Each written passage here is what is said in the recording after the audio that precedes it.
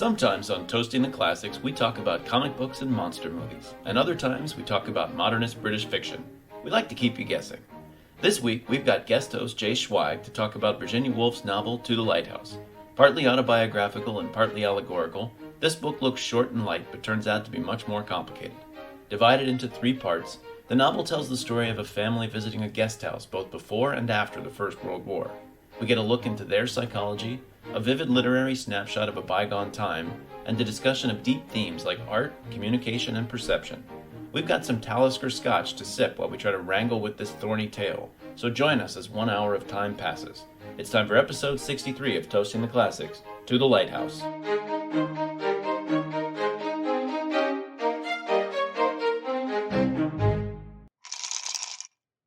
Welcome back to Toasting the Classics. This is Dave McArthur. We got a guest host today. Hi, I'm Jay Schweig. I've been on this podcast twice before. The first time we did the book, Do We Enjoy Stream of Electric Sheep, the basis for Blade Runner, and our drink was non-alcoholic beer. Torture. So, absolute torture. Disgusting. And then the other time was the Hitchcock movie To Catch a Thief, and I think the drink was like a French. We had Kentucky bourbon because the lady likes bourbon. The old lady in the movie is a bourbon fan. Oh, maybe that's right. Yeah. I think we did some kind of bourbon. I don't remember what, but I guess those were, I don't know if I'd say they're esoteric, but they're not your run of the mill classics. And this one, I think we got a little weirder. This was not a book that I knew. I know the author.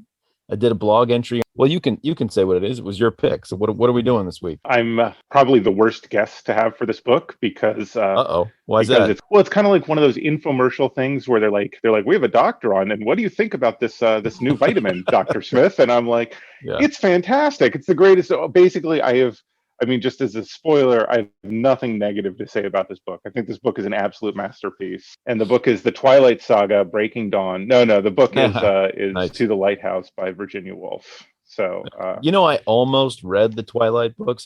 It was like I was reluctant to read Harry Potter at first. I finally read them. I ended up really liking them. So I'd heard everybody talking about Twilight, and I was just about to pick it up because I think Michelle was little enough to have them. And I looked at the book and I was like, well, maybe I'll give it a shot.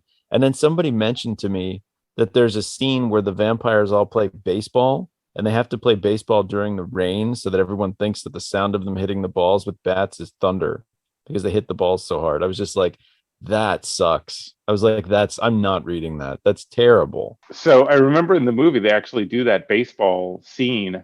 And I remember actually having the thought, like, why are they spending so much time on the baseball? So they played baseball for it seemed like it was 10 minutes, which is a long time in a movie.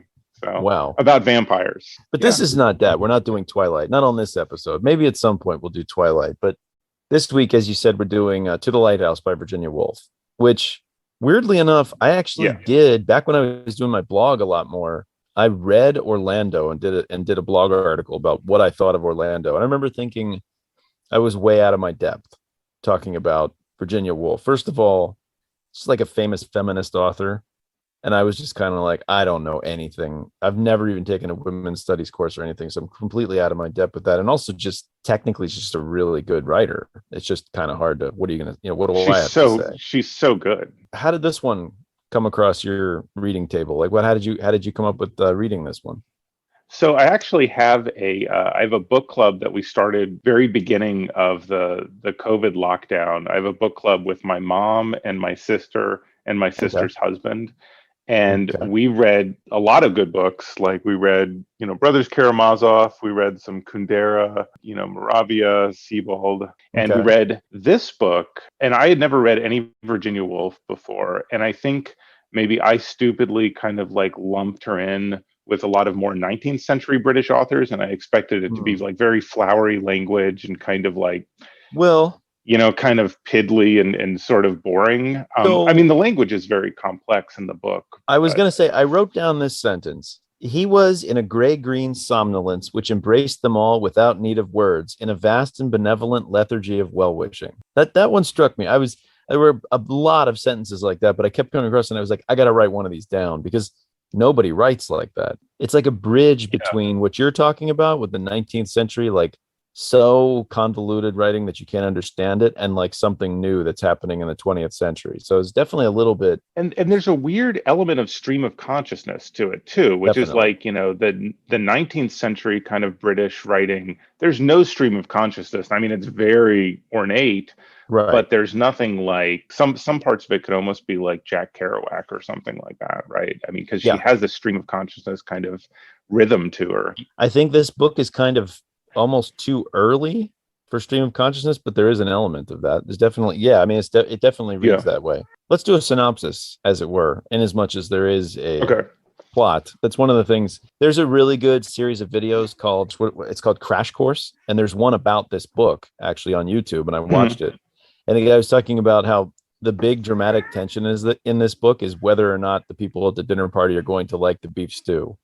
And I was like, yeah, it's not Yeah. really that kind of a book. There's really not a lot of, basically the way this book is, it's 3 sections of book. The first part is a family visiting a summer vacation house. And I think in the book it takes place on the Isle of Skye, but the real thing is based on Cornwall. I think it was based on something like In Her Life or something like that. Yeah, it's based on her. I don't know any. Her family used to go to Go ahead. Cornwall to a vacation house, and this is based on it, but it's in a completely different part of the British Isles. I mean, Cornwall's down in the very far southwest, and Skye is in the entirely northwest, up in the top of Scotland. But it's very, very much based on it. It's like very autobiographical, actually, in a lot of ways. There's a first part. It's 1 year. It's, I think, right before World War One, and the family's visiting. It's very interior monologue for just about everybody, and I'd say it's about 120 pages of that first visit. And it's just all about the interrelationships between the father and the kids and the wife and the father, and a couple of extra sort of hangers on that they have. Yeah, just like random people. Yeah. Because the patriarch of the family, Mr. Ramsay, is a professor of like philosophy or something like that. Or maybe back then it was classics or something. But I think it's from what it's like metaphysical philosophy or something like that. So yeah, they talk about there's that great passage where they talked about, his work is like imagining a dinner table in like isolation in a tree, which is just that there's that great passage where they talk about that and like kind of the nature of knowledge. I think it was through Lily's mind. Like Lily was remembering, and Lily is the one who paints, right? Lily was remembering like, right, someone explaining Mr. Ramsay's like what he does work to her. Right. Yeah. It sounded like it would be pretty esoteric, whatever he was doing. Well, but anyway, so there's that first section, and then there's the last section of the book, a similarly long passage where the family comes back years after the war. Let me jump in if I can for a second. The first half, it's really interesting. The first half is almost structured like a Victorian novel. Like you said, a lot of the tension is based on social things, and it kind of sets things up. Like Mrs. Ramsay has the dinner and everything like that, and she welcomes these people to their house. And there are even little things like Paul and Minta lose Minta's grandmother's brooch on the beach. Right. And Paul's like, oh, I'll go into town and buy a better one. And so all these things are set up in the first half that kind of like, if you did a mirror image of it, then it would be like roughly the same kind of tone and everything. The book dramatically changes after that first half. No. I think there's tons to say about that. Yeah, but I just did the basics and the basic story, like I said, in as much as there is a story. But it's that first section where they're there before the war, and then another section where they're there after the war, and they're connected by what I think is the best part of the book, or the easiest, most interesting read of the book. Probably if I read the book multiple times, I'd get more out of the last and first sections. But the middle part, called Time Passes, which is almost like from the perspective of the house, like the house is kind of aging and watching time go by. And you learn a little bit about what's happened to the family over the course of the war years. I don't know. That part just really struck me. It's not very long, maybe 20, 30 pages, the middle part. Yeah. I was having a little trouble getting through the first part. I was trying to figure out like what was going on and like what I could hang my hat on in reading the book in the first half. And then I really enjoyed that middle bit, which made me more interested in what happened in the last part. The first part is beautifully written. It's beautifully written. But if the entire book were just the first part continued, it wouldn't be like the incredible like work of genius that it is. And the suddenness with like, because that's kind of how time is. It's like, you wake up one day and you're like, oh my God, all this stuff happened like, 20 years ago or something like that. And that part really kind of does that, because the first part zeroes in on so many specific details, like of the dinner and of making the dishes and where people sit around the table. And then the time passes part starts and all this stuff has happened. People have died. And it's so sudden. It kind of does this amazing job of pushing these things kind of into the background. Like you actually feel like, that time has passed. Do you remember that time we spent like a day drawing maps of Golgo 13 and trying to beat the game? That was like 25 years ago. Insane. That's what happens when you get to a certain age, and it's just like, I keep thinking about things. I'm always like, wait, that thing was this number of years ago, and it just doesn't make sense. It's just baffling. And this isn't even that much time. It's mostly because of the war. And I was thinking about it. I think something that put that in perspective is not quite like a war, but like COVID. And I think about things that happened before COVID, and they weren't that long ago. But then you think about how everything in the world just kind of almost lay fallow for like a year, and then things started back up again. Funny, because this is not super on topic, but I was comparing COVID to a war in a similar way where, now that, knock on wood, it seems like things are kind of getting back to normal. Like, I'm pretty attending in-person things without masks and stuff like that. Yeah. But it kind of reminds me of a war where, like, in World War II, France was divided. And then after the war ended, they're like, okay, go back and everything's normal. And people are like, I can't, this person like fought for Vichy France. And like, I was part of the resistance and stuff like that. And I feel like there's an ingredient of that where, as a world, we've just been through this traumatic, like almost 3 years. And they're like, hey, go back. Everything's normal now. And it's like, well, you can't just return to 2019. No, in a lot of ways, no. What has really changed? Is a lot really all that? It's like a lot of it was the Trump years and stuff like that. That were really the weird thing that sort of put some division between people. It wasn't even so much. I think COVID was almost like this event that everybody was divided about. It was like some people were pretending there was no pandemic, I guess. I don't know. It's you want to get our drinks out? Yes. All right. So you chose the drink this time, and it looks like so you already had this on hand. How much did that bottle cost you, out of curiosity? I have no idea, actually. So what we have Talisker, which is from the Isle of Skye, correct? Is that right? Yeah, I think it says it's the only scotch made on the Isle of Skye. That may be true. I'm actually doing an unboxing because I had to go out and buy a bottle of Talisker. It's not too hard to unbox, actually. It's not that exciting. I thought there was going to be more wrapping involved, but it's more fun than unwrapping packages of LOL dolls or whatever. We have Talisker, which is a single malt scotch. I think we've talked about scotch a couple of times before on the show. This means that it's just made from one grain. It's not a mixture. It's not a blend. And this is definitely going to be pretty peaty, right? Have you started drinking yours? I have not. Oh, okay. All right. Well, you go ahead and take a sip while I get this open. I like these kinds of scotch. Actually, this doesn't smell as peaty as I was thinking. What do you think? Oh, you actually have a proper Glencairn glass, right? I have a fancy one.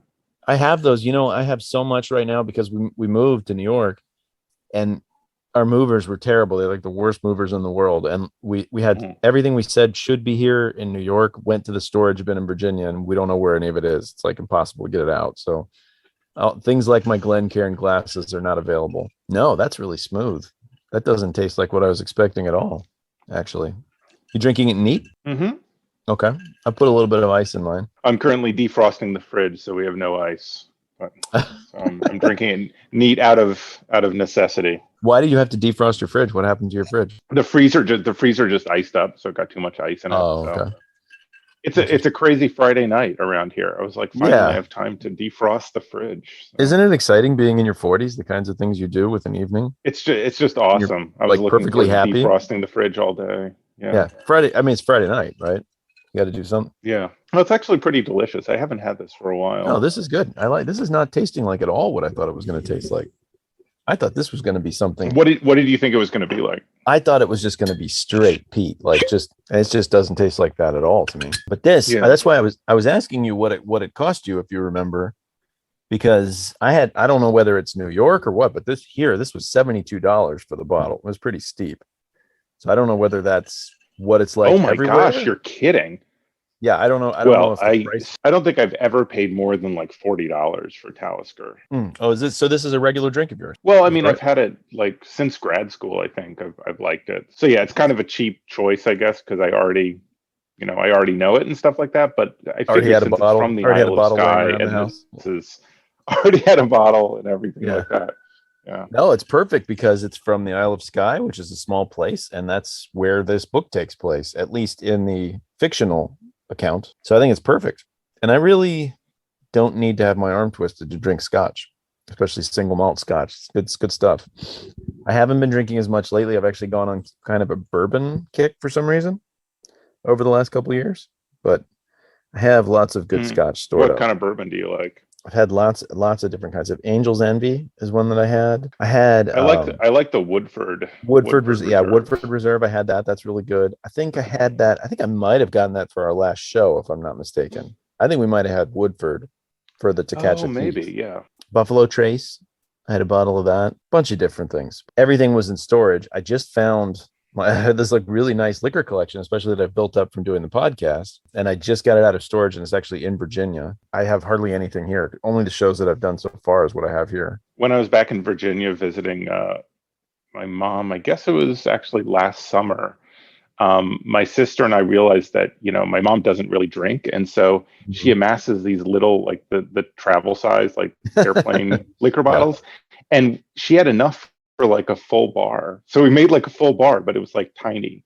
Like she had, like Malibu rum and like scotch and bourbon and vodka. And where do you come by those now? You're not allowed to drink on planes anymore. Like you can't bring your own liquor and like pour yourself a drink on the plane anymore. It's like against the law.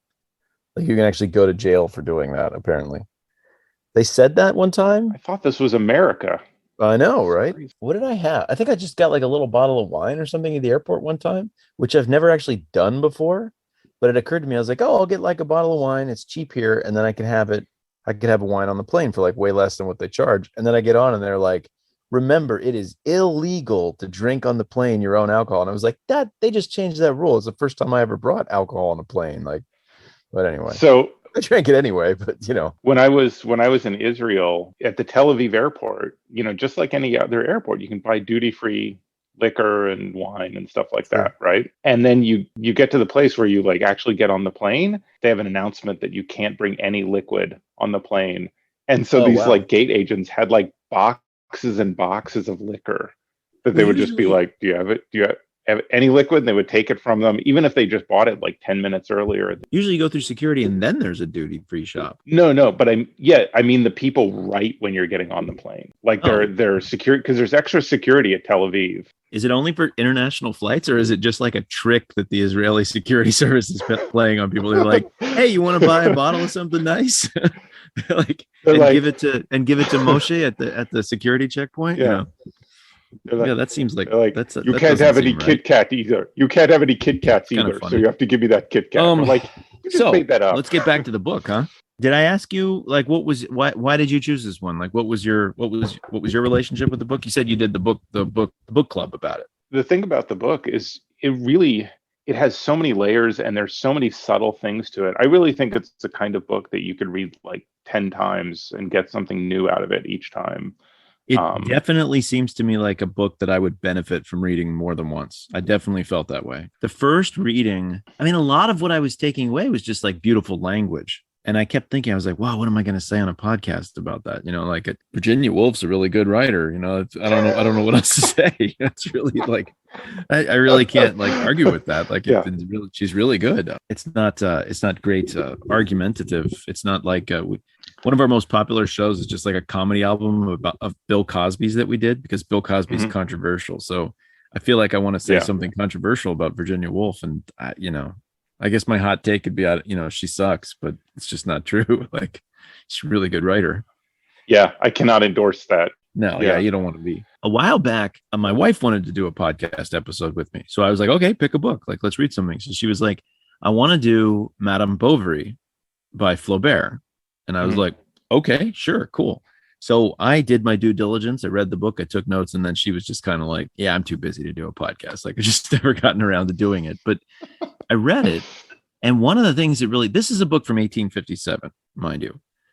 But one of the things that struck me about it is the way that almost like the camera view of the writer would shift from the internal monologues and like, omniscient about a person's thoughts from one character to another seamlessly throughout the course of the book. And I remember thinking like, wow, that's I don't think people quite do that anymore. Usually you stick with one character's viewpoint.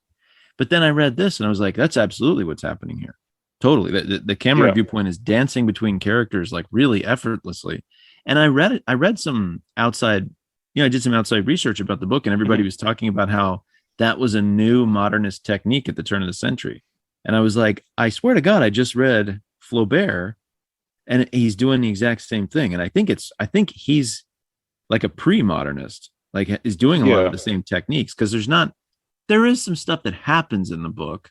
It's not that the book doesn't have a plot, but what you really take away is this very vivid picture of the place where it takes place. The whole book was about this one town in France and the people that live there. I've read it. Yeah, it's a very similar writing style. This is very vividly about a place and about a very small set of people. Yeah. You get into all their heads, and the little tiny details that they're upset about and they're concerned with really pop and really stick in your head. It's pretty hard to say a whole lot about it in some ways, I was thinking. I don't know. What do you think? I mean, I think it's amazing. So one incredible thing about this book is, like you said, there are different characters that, she goes inside the head of like James when he's a little kid, and then like James and Cam when they're on the boat finally approaching the lighthouse. Right. But there are all these other characters, like you mentioned, the house is kind of the protagonist in Time Passes. Yeah. And also there's this amazing trick where at the end, I think the ending where Lily finally has her vision with the painting, it's kind of incredible because it's like you kind of find yourself asking, was Lily the main character the entire time, or was even the painting the main character the entire time, right? Because a lot of the book is about memory and knowledge, and a painting is a way of sort of encapsulating a place or trying to capture some sort of feeling. And so, in a way you can say a lot of the book is about communication, right? Because it's about communication? Yeah. How do we communicate certain things to other people? Okay. Right. Well, I thought a lot of the book was about art. Like a lot of art is a method. Art as a method of communication, right? Specifically art as a method. Because I was thinking there's painting and there's Mr. Ramsay's work. And I sort of got the impression that, his concerns about like, will my books last forever? Will anybody care? And I'm like, those are probably Virginia Woolf's concerns about her work, right? On some level, I'm sure she was thinking the same thing. It's weird because Virginia Woolf was definitely a feminist. And when she has because Mr. Ramsay is a very kind of domineering character, when she has a character like that, thinks something like that, is she putting herself in that character, or is that character taking the place for like a lot of, because I'm sure she went up against a lot of crap being such a brilliant female writer at the time when she was writing, right? And so I wonder if someone like Mr. Ramsay, if he's more like people that she had to deal with as a female writer, or if I think both of those things are true. I think she's sort of maybe even almost unconsciously expressing her own. Well, I'm sure it's conscious. Everything. This is a short work. Everything's conscious in here, but I think she's expressing her own doubts and feelings about being an artist, while also representing this guy as being probably some of the types of guys she dealt with all the time. And a lot of Mrs. Ramsay's thoughts about dealing with him would have been probably some of the thoughts that she had, but also Mrs. Ramsay is not a feminist, right? She's definitely like, my place is the home, and I'm naturally subservient to this man. So she's not really like Virginia Woolf's perspective on this, I wouldn't think in any way. Although she was married, right? Yeah, she was. Yeah. And it seemed like she was happily married too. So I think she was pretty happily. I think her husband was actually a pretty good guy from all the things that I read about it. Although her life didn't turn out very happily, I guess. I can't remember how old she was. I think she was. Did you read about her? I think she was, she killed herself by, I can't remember how she killed herself.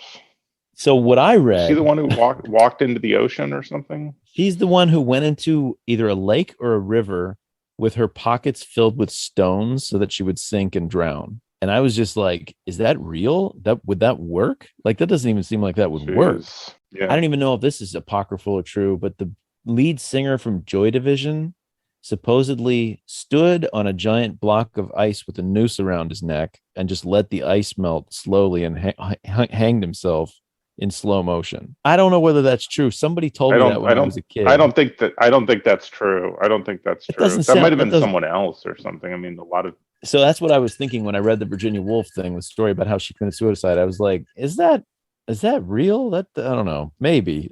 people kill themselves that way though. Like Paul Celan, like I think just walked into the Seine or something. That's weird. It reminded me of sometimes I haven't done it in a while, but sometimes I do this thing where you like float in a tank for an hour, and like the water has Epsom salt in it, so the density is big enough or is great Right. enough that you float on the water, right? And Mhm. so you float there for an hour. It can be pretty relaxing. But I You was did telling that? my dad, yeah, I've done that a bunch of times. Huh. Okay. Yeah. Where do you do that? Like at a spa or something? Yeah, there's just a place that does it. I mean, Huh. and we're in the Midwest, so it's super cheap. It's like $30 a session or something like that. But All kinds of strange Victorian treatments are like completely expensive in the Midwest. Yeah.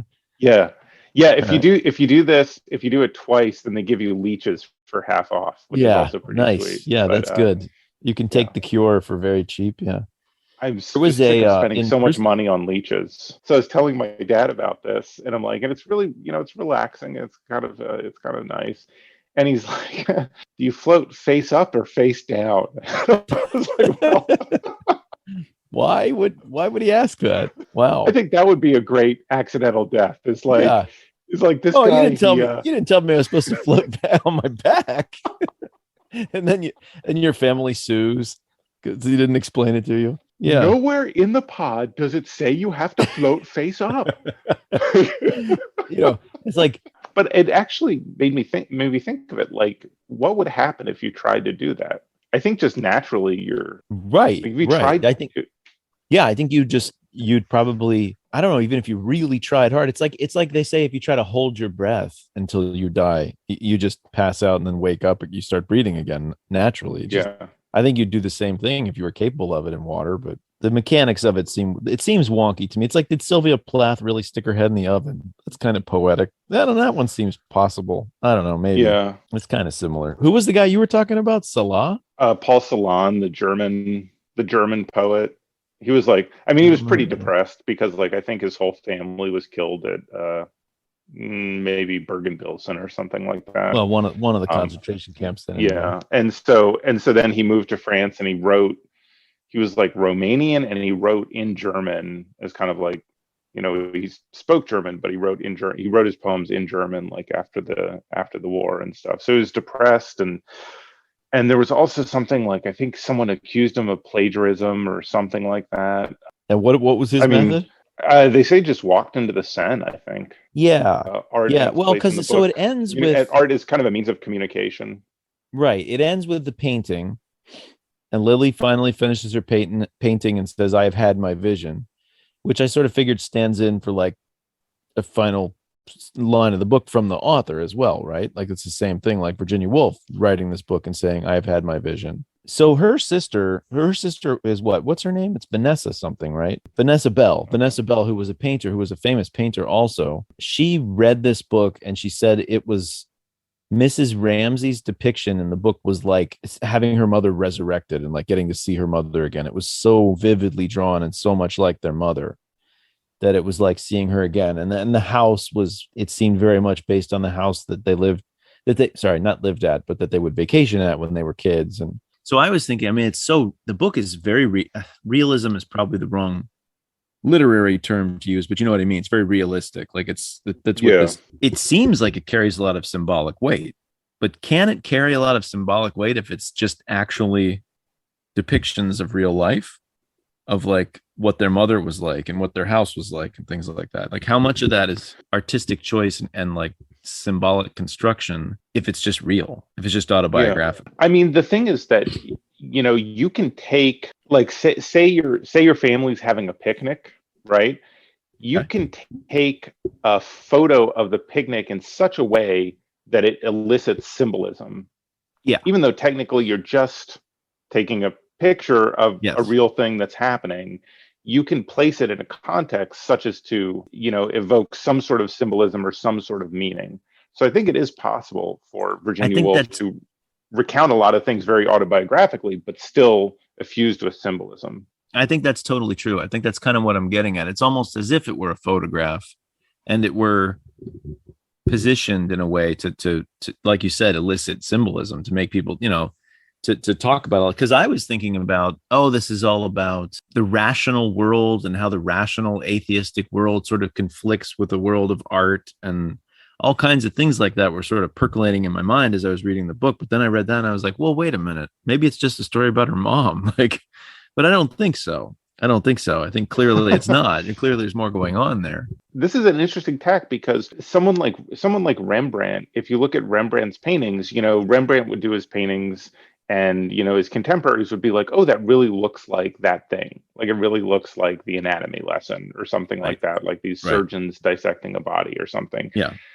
But later on, people have started to realize that there is symbolism in the way certain things were chosen to be depicted. Like there's a famous analysis of this in Sebald, where he talks about the anatomy lesson and how Rembrandt has like the guy's left hand on his right arm or something like that. And they're like, Rembrandt would not make that mistake, right? That's not a mistake. That is an obvious thing that he's trying to show about the nature of. But yeah, I think it's kind of a similar thing where, it's easy to look at Rembrandt with kind of like, just a cursory glance and be like, oh, he's painting, an anatomy lesson or something like that. But there's so much more symbolism. There's so much more meaning in subtle things that he did. So in the same way, I think Virginia Woolf could be like, this is my mom, and this is how like my house was growing up and stuff like that. But there's so much extra stuff in the way she depicts it. For example, the book's called To the Lighthouse. A lot of the conflict between the boy and his father, and then the last part of the book is all about going to the lighthouse. And none of that's autobiographical. So you have to ask yourself, what is that about? What does the lighthouse mean? Why is that a big part of the book? I think maybe in some ways it was almost like she was, and I don't know if she would believe this, but it was almost as if she was depicting this sort of rational, calculating, realistic view of the world as being the male, and the sort of like, emotional, artistic, hopeful side of things as being the female. And the little boy wanting to go to the lighthouse, and the dad's like, nope, the tide's going to be bad tomorrow and there's no way we're going to do it. And the woman's like, oh, he's totally right, but I really don't want to dash the hopes of the little boy. And it's like, that's kind of what I was seeing as a symbolic struggle there. It'd be weird if Virginia Woolf actually felt that way. I don't think she really thought women thought that way. I don't think she was in this corner of thinking that women were not rational or something like. Obviously, that doesn't make any sense from what I've read of her. If this is about feminism, it's pretty subtle in this book. Much more so than Orlando. Orlando was just all about it. It was all about gender fluidity and what different genders do and things like that. If I had to pick like feminist story arc in the book, it would be how, Mrs. Ramsey keeps telling Lily to marry William Banks, and she's like, oh, they're perfect together. William Banks is a widower and Lily's kind of lonely. And then they just end up not getting married, not even really having, it seems like a romantic relationship, but just, Lily doesn't marry, and she kind of focuses, the book ends with her focused on art, which I think Virginia Woolf saw as kind of a noble, as kind of a noble pursuit. And so, and I think she's like still friends with William Banks. Like she talks about how they were friends, and she's friends with Mr. Ramsey as well. Or maybe I'm confusing the passages. Who is Lily to the family? Is Lily one of the daughters? No, right. The way she talks about Mr. Ramsey is not the way a daughter talks about. There's honestly quite a few characters considering the brevity of the novel, and it's there's not a whole lot that happens. There's quite a few characters in the book, and I had a little trouble keeping them straight because there's a couple of kids in the family. I think there are 8 children. Or they're really okay. I didn't even think there were that many, but okay. Because there's Mr. Tansley, who's around, who's the atheist guy, who's like annoying everybody. And again, that's what I was thinking. Like, oh, the atheist is like annoying everyone. Like he's like, dumping cold water on everybody's artistic and creative endeavors. And I was like, okay, I could see that being symbolic. And then I don't remember who Mr. Banks is. I lost Mr. Banks somewhere in the shuffle. Right. Mr. Banks was the one who kept annoying Lily because like Lily would try to paint and then he would be like right behind her. Yeah. Oh, yeah. And they Mr. said Ramsey was ruining the painting by commenting on the quality of it, right? Yeah, later after the time passes. Yeah, so right. It's the same. I don't know if it's the same painting. Actually, I sort of thought it was either the same painting or she was like trying again, doing the same subject. The same kind of vantage point. I wasn't 100% sure on that. So what do you think of the section Time Passes? Is that the best part of the book, or am I wrong about that? The book is so. Everything feeds into everything else. So it's hard for me to pick out a best part. Okay.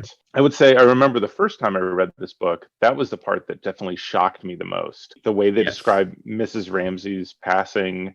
Yeah. How like Mr. Ramsey, it's like, he held out his arms in the night and Mrs. Ramsey, having passed away suddenly nights earlier, was not there. And you're just like, whoa. It's just, I actually went back and restarted the section Time Passes after I read that, because I was like, wait, what just happened? I was like, did you just bury the lead here? Which is absolutely what she's doing, but on purpose.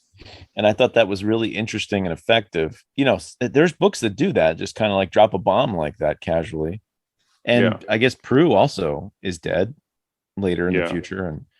But that was definitely, that struck me. And I went back and started that portion of the book again, because it was just kind of, I wasn't really picking up on it being all that different from some of the other sort of books of this era that I've read before that I kind of didn't really take a lot from. The first section of the book is just a whole bunch of people and I wasn't sure what was happening. And it was good. It was beautiful language. And I was thinking a lot about the symbolism of what was happening, but it wasn't really making a lot of concrete impression. It just turned me around in the middle there. There was something very different about that section of the book that I changed my reading of it. She's such a deft writer that like, she does these things where she introduces things that make you reevaluate what you read before, right? Like, when at the start of Time Passes, where, you find out that Mrs. Ramsey has died, that makes you reevaluate all the stuff before as kind of like the memories of Mrs. Ramsey's life. When really you were thinking about it as like, it's like this narrative and there are all these people involved and Mrs. Ramsey's one of the central characters. And then by having her die halfway through, it actually reminds me of like some of the, Woody Allen has like 2 or 3 movies where they start off like Shakespearean tragedies, but then the ending is flipped. So like Crimes and Misdemeanors, where you really think the guy's gonna be brought to justice for killing his mistress, and essentially the same movie, which is Match Point. Yeah, right. For some reason, I saw Crimes and Misdemeanors a really long time ago, maybe even when I was like a kid, because my dad was a huge Woody Allen fan. But I saw Match Point in the theater when it came out. I really, really liked that one. I like that movie a lot, even though I know it's just kind of a rehashing of the previous movie. But it's almost the same movie, only it didn't have the tennis metaphor. But yeah, I feel like it's a similar thing though, where she starts off in a way that like a lot more classic novels, like the classic novel structure would have, like, oh, this person should marry this person. Will it work out? And like, but then, that middle section is kind of like the break into modernity, and it just does it it does it so well.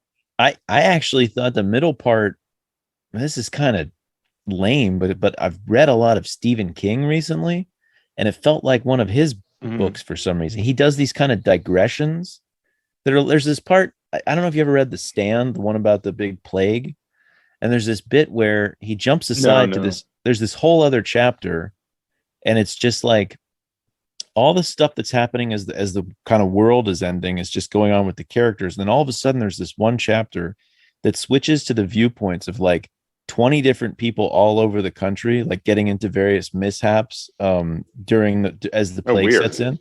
And it's just like the chapter really stands out. I don't know. It reminded me I just wanted to read this one multiple times because I just liked the way it was outside the rest of the narrative in a strange sort of way. It sort of changed the whole way I looked at the book. I liked, it was from the perspective of the old lady, like the caretaker lady. I thought really stuck in my head. I love that. And the house and just everything about that. Like I read Orlando and it was a really good book, but I didn't really feel like I was missing a whole lot on the first read through, if you know what I mean. This one, I did feel like I probably would benefit from reading lots of times. This is my second time reading it. Also, I've started Orlando and I've started The Waves, Okay. which is her last book. And both books, I didn't get too far in because I'm like, I really should just reread To the Lighthouse because it just made such an impression on me. I was like, Wow. why even like read? I mean, and I'm sure they're good in their own ways and stuff like that, but I haven't heard the Yeah, same thing Orlando about was The good. Waves or Orlando was good. I liked it a lot. I would not say anything bad about that book. I just don't know if it was as, like I said, like dense. Like this one, I feel like there was a lot more meat on the bone. I mean, I think this one is like, it's so hard to say like what my favorite books are, but if I had to pick like the top 10, this one would definitely be in there. Wow, that's powerful praise. I think in some ways, well, I've only read like 11 books, so okay, temper it fair with enough. that, So what's the book you're leaving out, I guess, is the main question. But I that's Twilight again. A lot of times when I do these shows, somebody will pick something, and because they like, we did a show on Inside Llewyn Davis, the Coen Brothers movie. Oh yeah. And honestly, my watching of it, I was just kind of like, yeah, it's nowhere near my favorite Coen Brothers movie. It's okay. There's nothing wrong with it. But because my friend Chris picked it and wanted to do it for the show, I really paid a lot of attention. I kind of felt that way about this one because I don't know if I would have necessarily had a massive impression of this book if I'd just read it. And I was having a little bit of, I was not ripping through it like the first part. I was having a little bit of trouble forcing myself to, not because it was bad, but I was just, I don't know, it just wasn't gripping me. It's like you said with Orlando, sometimes something just doesn't grip you, for whatever reason. Yeah. It gave me, like, I was paying a lot more attention to it and enjoying it a lot more because you had said, oh, this is a really great book. Yeah, I would say for part of the recommendation, I would say it's a good idea to just stick with the first half, even though the first half is pretty dense. And it's one of these books where it's kind of rough because, if you read kind of page turner novels and stuff, this is the kind of book where you really can read like 3 or 4 pages and then put it down and just kind of think about what they went over. That's the way I read it. That when I say I was having trouble reading it, that's what I was doing. I was reading 10, maybe 15 pages, and then I kind of would be like, okay, I feel like I'm breaking a sweat here. I'm gonna like put it down for a little bit and I'll come back to it. Yeah, exactly. I've said this multiple times, but for some reason that middle bit gripped me a lot more. I don't know. It wasn't like Spider-Man fighting Thanos or something like that, but it was still like for something about that middle part was like, oh, I like what she's doing here. This is interesting to me. This weird way where the person who seemed like the protagonist of the first half of the book just died off camera. And then the description of the house and the aging of the house, for some reason, I just really was into that part. I don't know why. But obviously that part would not have held the same emotional heft were it not for the first half. No, not at all. But literally that passage is called Time Passes, and there was just something very evocative in the way the passage of time was described in there. And the sort of just entropy of a house left to itself, and the idea of the books kind of moldering in their spines and stuff like that. I don't know, little things like that just really stuck in my mind.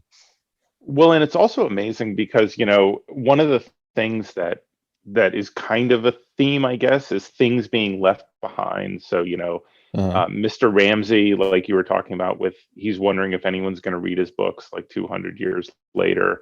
But also Lily, when she's doing her painting, she's like, this will probably just be rolled up in an attic somewhere. I found that very interesting how after the first half, it's not like it rejoins the house 10 years later and Mr. Ramsey is like tidying up. It's someone you've never met before who's not even, who's just an employee of the family. And she's like, oh, this place is a mess.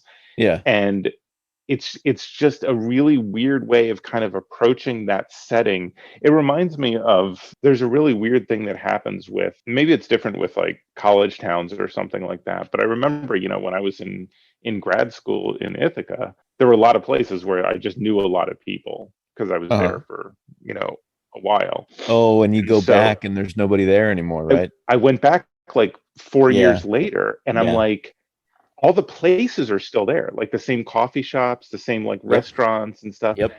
But I'm like a stranger there now, which is such a weird thing. And that kind of reminded me of that same feeling with Time Passes, where that's probably one of the reasons why that was so powerful to me, because I have had that feeling many times. I've lived in cities for a couple of years and then you go back. I remember I went back to New Orleans And I was there a little bit after Katrina, but mostly my time in New Orleans was before Katrina. And then there was the city after Katrina, and I didn't really live there anymore.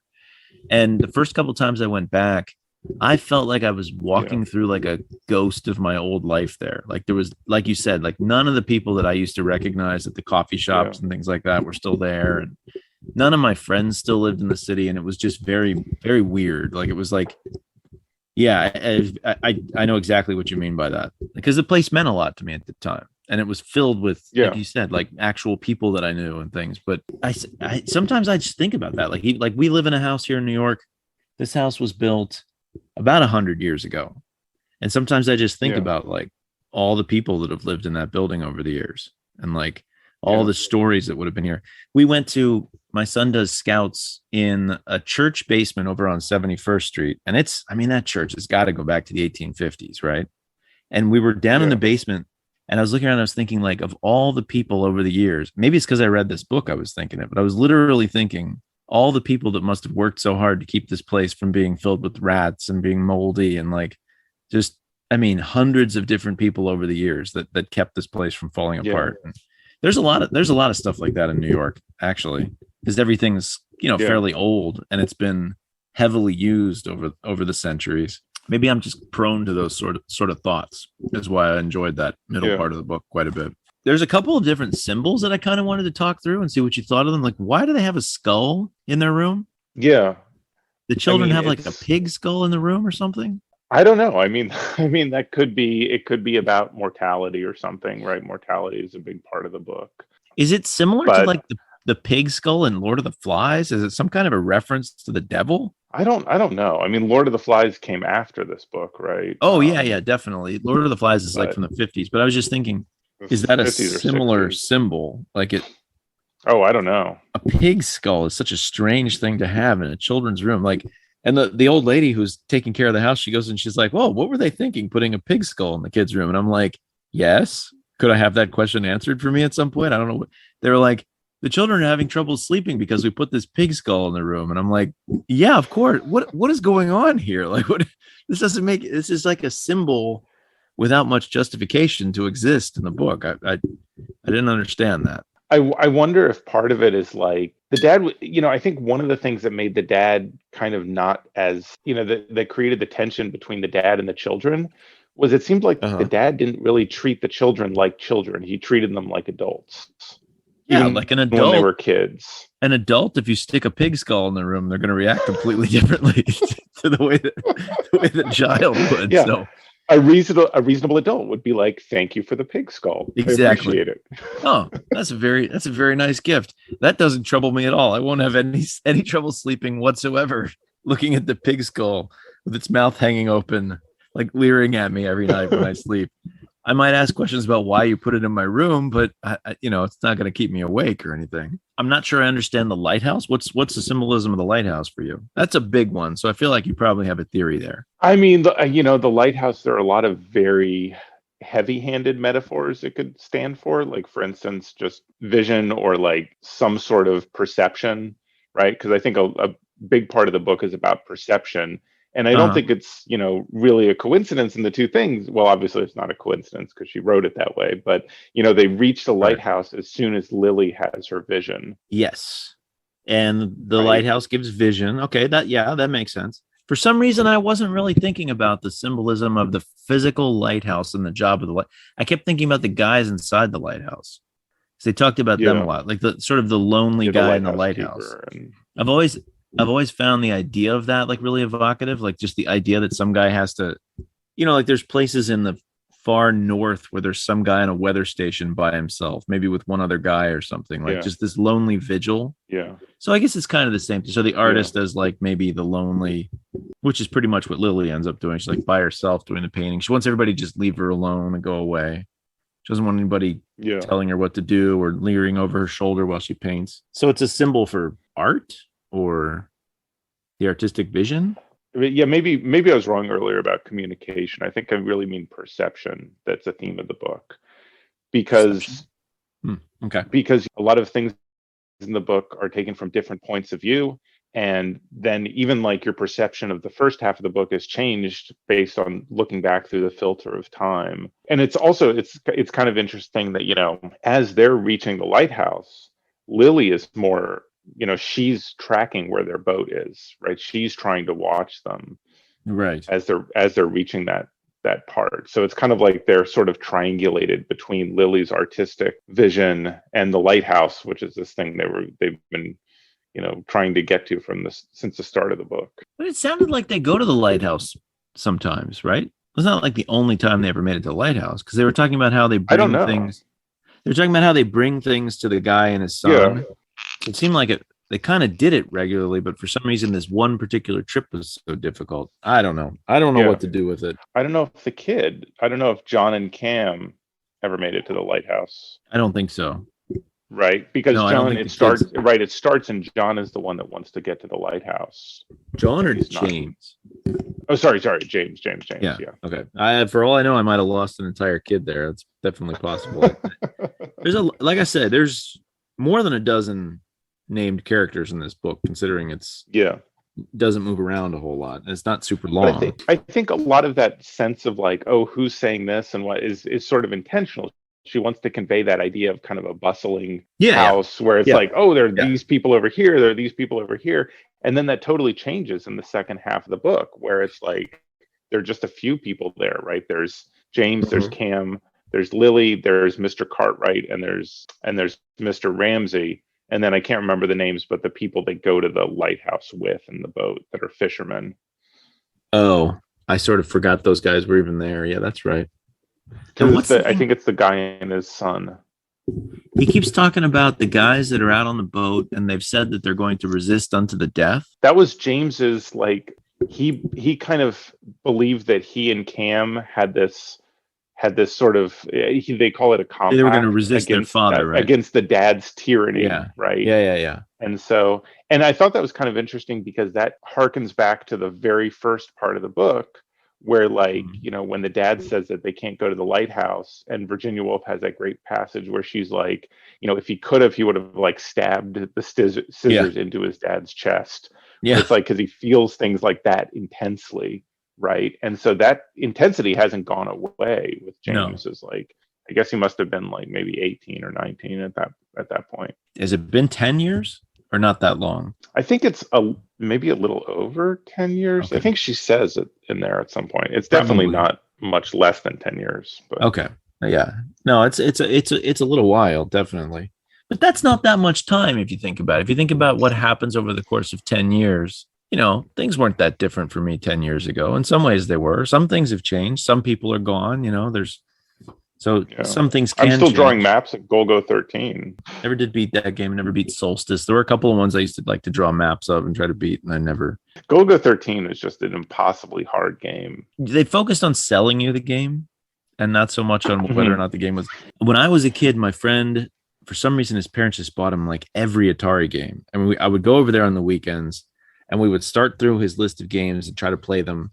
And I remember we would get out the ET game and we would put it in and we would try to play it, and we could never figure out how to play it. And I thought he and I were just like really bad at video games. And it was like, it was only decades later where I realized, oh no, this is like an infamously difficult video game that was poorly put together and programmed, and like nobody could figure out how to play this game, and they had to bury it in a landfill in New Mexico. And it's harder to program a game that's easy. In a way, yeah. Right. Because to make a game easy, you have to kind of make things match up. It's a lot easier to not make things match up, right? Sure. It's a lot easier to build a car that doesn't work than it is to build one that does work. Right. Yeah. You know, like if you just build a lump of wood with like 3 triangular wheels, like it's a lot easier than actually constructing one that, you know, can drive down the street. Like in To the Lighthouse, they should have had a thing where Lily's like, you know, it's a lot easier just to spill a paint can on this canvas. I mean, it takes literally like 10 seconds. This is way easier. Way easier. And that reminds me of what happens on the rowboat, where Mr. Ramsey finally just offhand, you know, praises James's way of working the rudder. Yeah. Taking the rowboat up to or maybe it's not a rowboat, it's a sailboat. No, it's a sailboat. Yeah. taking the sailboat up to the lighthouse, and James is just so happy at that one. Yeah. Even though it's like Mr. Ramsay didn't think anything of it, right? He was just reading the whole way, and he was probably like, "Oh, good job." The lighthouse might represent the dad, like the love of the father or something like that, like sort of the affection of the father. Like the dad is this big remote thing that everybody's always trying to reach, and his light is just kind of beaming around, like not really shining on you very often. I think there's even some comments about how every once in a while his light shines on you, and I think she says Oh, something. that's interesting. Yeah, because they even talk about the lighthouse, the light of the lighthouse going through the house, right? They talk about it like Yeah, passing through the house at some yeah, point too. So it's yeah. kind of the dad and the lighthouse are kind of both. They have a presence in the house Or in the the way same that they way. only visit the house is like from time to time. Yeah, Like the yeah. family only comes there and brings life into the house every once in a while. It's 100%. There's a whole bunch of interpretive value to it. There's a whole bunch of symbolic value. I don't know. I think I'd want to read it more than once. I think if I was going to try to come up with. I could imagine just reading. I think it's such a good book. I could imagine it being one of these books that you could just pick it up occasionally and just read a passage. And if you know it well I enough, think like so. you could read like the dinner passage or something and be like, okay, what's going on here? You could read the passage where, they talk about like knowledge as the alphabet and like almost no one gets beyond like, was it Q R. or something like I think it's that? Or Q. Yeah, Q. I didn't yeah. understand. I was thinking about that. I was like, what does he mean by that? But then I realized if he's a metaphysical professor, that makes more sense to me because I thought he was just like I don't know, a history professor or something. I was like, what do you mean? Just read the next book. Like, but if you're trying to piece through like, epistemology or whatever it is that he studies, then that makes a Yeah. lot more sense. It makes you trying to figure everything out. On the show, we usually ask what your biggest surprise was. I mean, I had no idea what I was getting into with this. So I have to say my biggest surprise would just be that middle chapter and Mrs. Ramsay just getting written off the show all of a sudden. Yeah, there should be a warning before this episode that's like, maybe go and read the book first and then listen to the episode or something like that. Right. Because I approached the book the first time I read it in the exact same way where I had no idea what was happening. Uh-huh. And so I really thought like the book was going to end with Mrs. Ramsay finally being at the lighthouse. And like I had no idea. I couldn't believe it when she died halfway through. Right. But and that was very surprising to me. But one thing that also surprised me the first time I read it was how beautifully it comes together in the end.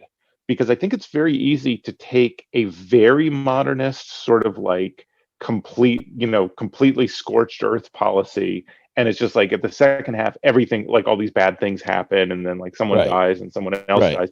And so to bring back this order and to bring back that extremely poetic moment where they reach the lighthouse and at the same moment Lily finishes her painting, it's such a beautiful and sort of very poetic, very harmonic, I guess, So there way was of finishing the book. there was something I read, and I don't remember where I read it, but it was about this book, and it was talking about modernism and kind of exactly what you're saying, how modernism is all about. It predates deconstruction, but it's a lot about that. It's about just destroying everything, destroying all the rigid value systems and things like that existed before. But The that norms, this book, in showing this kind of change and showing a kind of underlying permanence beneath that change and the comfort you can find in that, yeah. and the fact that there's things that have changed, there's still some things that didn't change underneath. So the ending was the biggest surprise for you, the way that kind of tied together. It wasn't the big bleak. Well, not so much the plot of the ending, but the tone of the ending. Yeah. Because I think if you take the time passes section, it wouldn't be surprising. I would say, Madame Bovary actually has more of a modernist ending. Because if you remember Madame Bovary, like all the people, it kind of follows the people. There was the pharmacist who wants the award or something, and he finally pays enough people and gets the award. Or I haven't read it for a while, but I remember something like that. It's kind of similar in a lot of ways. There's some similarities actually with the way that it talks about people's lives. Oh, sorry, she's such a skillful writer. That's also surprising. And I kind of.